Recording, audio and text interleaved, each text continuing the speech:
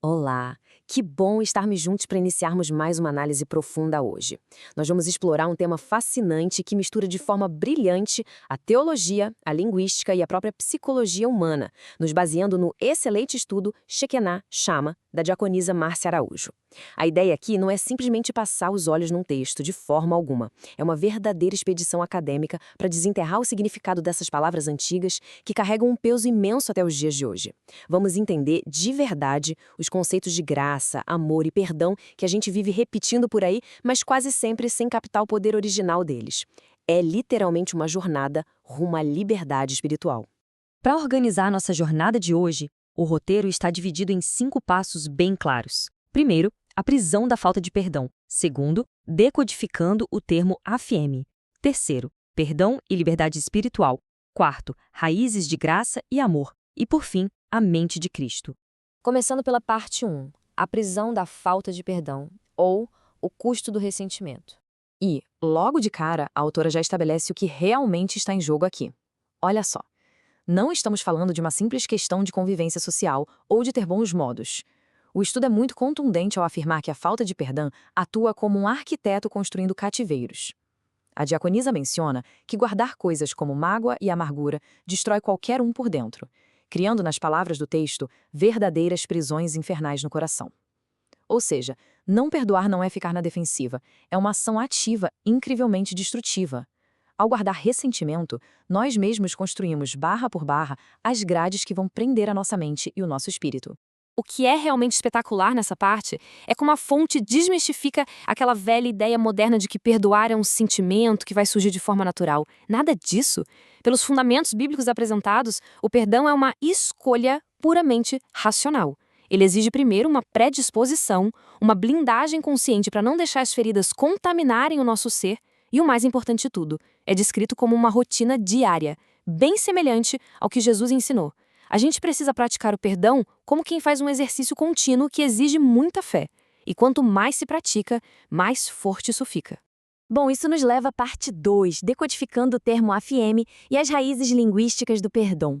Para compreender a verdadeira mecânica do perdão, nós temos que dar um mergulho no passado. A palavra grega usada para perdão é aphiemi.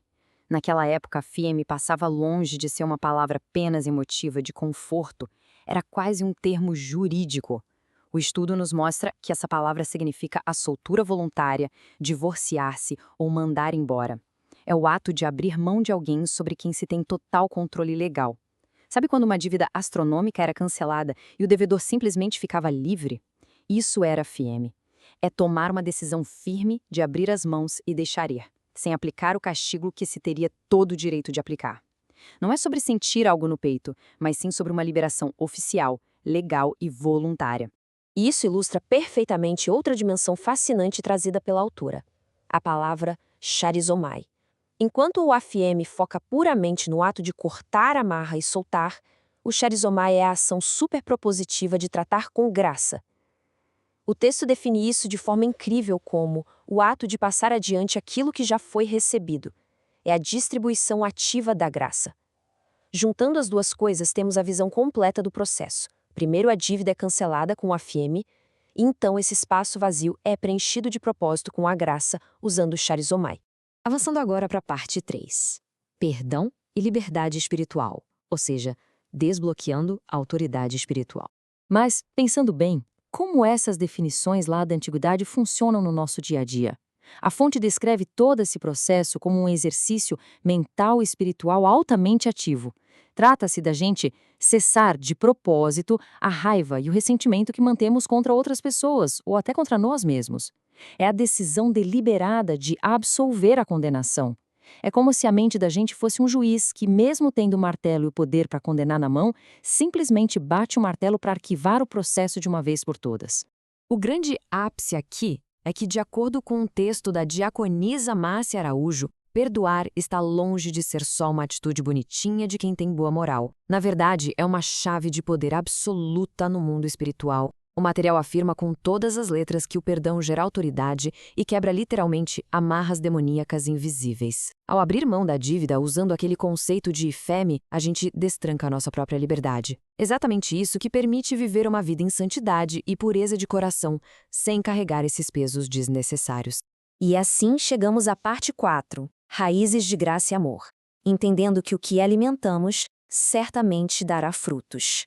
Aqui a metáfora muda. A gente sai dos tribunais da Grécia Antiga e entra no universo da botânica, falando sobre a lei imutável da semeadura.